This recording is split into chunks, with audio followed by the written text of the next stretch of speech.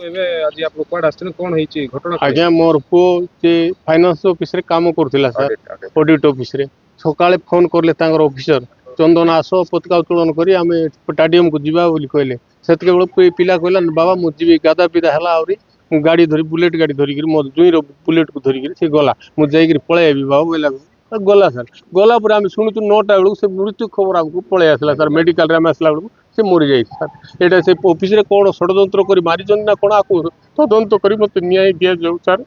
मोर पुओ बड़ पुओ मते बहुत सेवा करुला मोर पुओ चली गला जे रोजगार करी हमको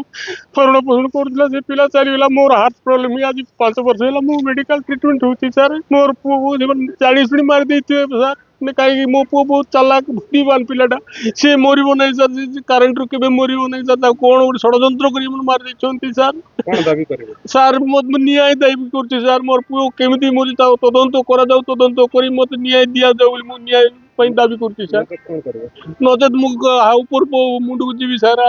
ऊपर मुंडू जाई इनक्वारी सीबीआई मु दाबी करी सर सर तदंत करबा पई या मोर अनुरोध मत दया करी न्याय दिया जाऊ सरकार को मु दाबी करे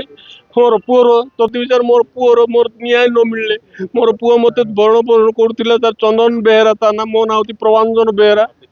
ऑफिस रे काम करथिला सर तार न्याय पे मु दाबी करछि सर